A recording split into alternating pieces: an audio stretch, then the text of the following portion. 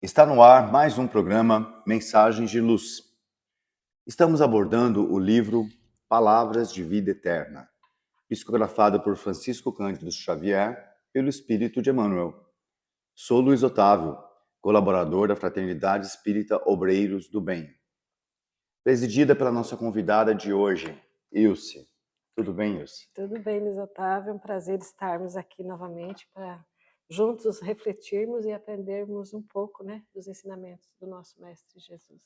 Com certeza. E chegamos ao capítulo 75. 75, com o título de Libertemos. E a frase de Jesus é a seguinte: Disse-lhe Jesus, desatai e deixai-o ir. Desatai-o e deixai-o ir. Isso está em João, não é? Em João, Bom, inicialmente, para quem Jesus disse isso, esta frase? Essa frase foi destinada àqueles que estavam acompanhando Jesus no episódio de Lázaro. Lázaro, amigo de Jesus, Jesus costumava se hospedar na casa de Lázaro, Lázaro, irmão de Marta e Maria. E esse episódio tem muitas reflexões a serem feitas, Não é escopo aqui do programa a gente falar especificamente de toda a história de Lázaro, né? Não haveria tempo para isso, Não né? haveria tempo A para gente isso. sabe que cada ação do Mestre Jesus tem ensinamentos múltiplos, né? Mas a gente só vai ser o nosso norte, só vai dar um início, vai ser a faísca para a nossa discussão daqui, não é? Exatamente, que é o desatai-o e deixar ir, né? Então, O que Jesus quis dizer com isso? Desatai-o e deixai-o ir Então, para Lázaro. a parte assim que a maioria de nós se atém é no fato da ressurreição, de tirar ele da gruta em que ele estava enterrado, já há 4 dias como morto, desatar as faixas que o prendiam e deixar ir. Só que isso é uma maneira muito simplista de ver o ensinamento de Jesus. E Emmanuel nos traz outras reflexões acerca desse desatai-o e deixai-o ir. Aqui ele vai abordar sobre as prisões que a gente faz internamente, dos nossos sentimentos. Ele vai se referir àquelas pessoas que a gente se une de forma negativa, né? E como que a gente se une de forma negativa a outra pessoa? Pelos nossos sentimentos de raiva, de mágoa, né? Quando essa pessoa nos causa algum prejuízo, algum dano, nos ofende de alguma forma, a gente se prende a essa pessoa e prende Inclusive, essa pessoa. Emmanuel cita, né, alguns desses desafetos, dessas angústias, não é? São verdadeiras úlceras, né, na nossa alma.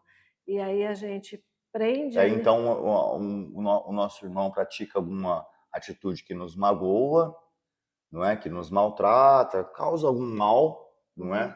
E a gente acaba se ligando a esse irmão de maneira negativa, justamente pela mágoa, pela raiva, pelo ódio, pela vingança. A gente sempre fala que esses sentimentos unem muito mais as pessoas do que o amor.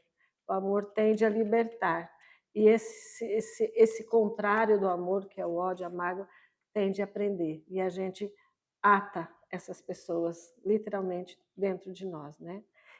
Mas por que Jesus então disse para o Lázaro, deixai-o ir? Porque Lázaro era devedor de Jesus, Lázaro, certamente, de um certo modo, ou não? não, Lázaro era amigo pessoal de Jesus, né? E eu acho que ele usou todas as histórias, todas as figuras que Jesus utilizou no decorrer desses 3 anos que ele estava ali pregando, tem um ensinamento profundo, né? São parábolas, são histórias que nos fazem refletir de forma assim muito ampla.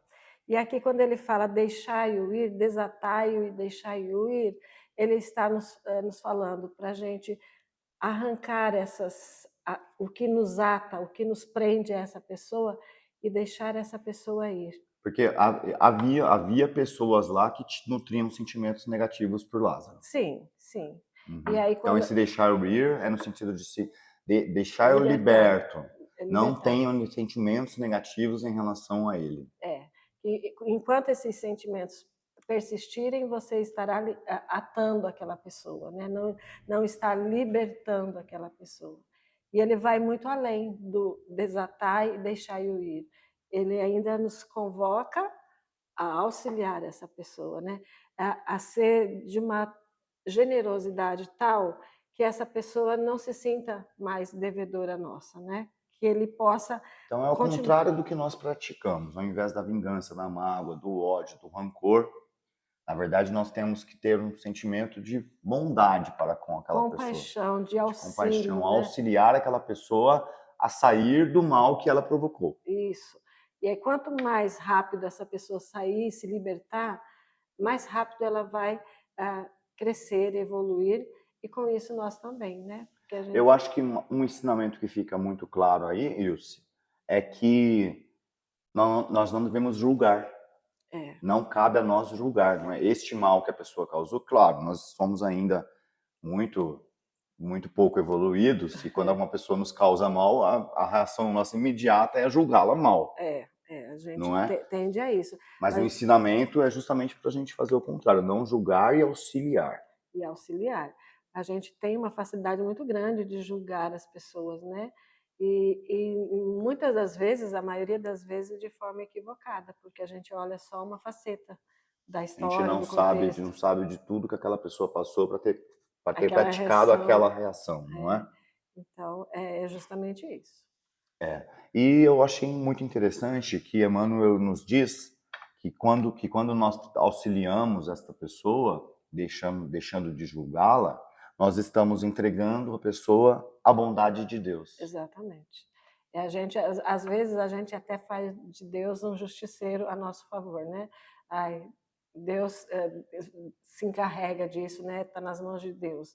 E quando a gente coloca nas mãos de Deus, é exatamente o contrário. É a compaixão de Deus que chega até aquela criatura, né? E quando a gente ajuda essa pessoa, a gente está indiretamente nos auxiliando e servindo de ponte, De instrumento. né, para a bondade de Deus, né? E se Deus, que é Deus, vai agir com compaixão, com bondade para este irmão que errou, quem seríamos nós para julgar? Para Não julgar é? isso, né? Exatamente.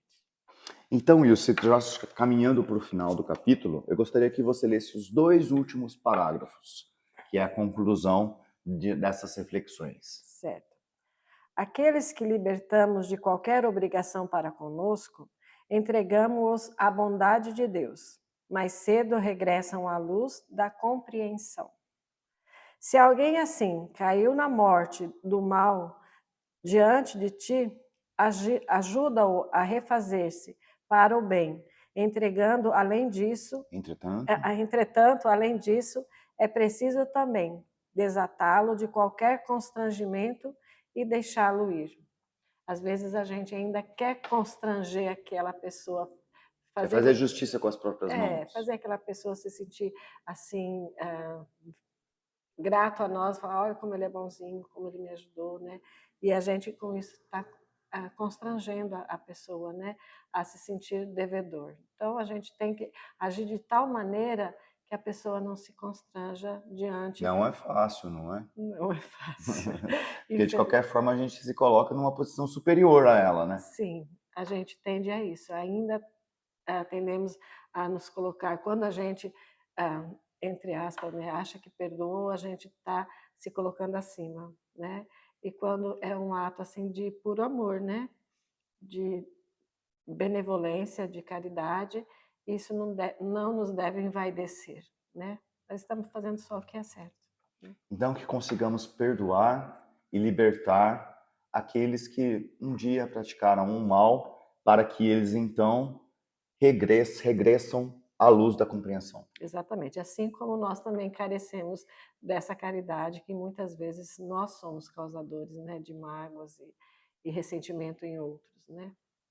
Muito bem, deixar você retornar às suas funções de dirigente aqui do nosso querido Obreiros do Bem.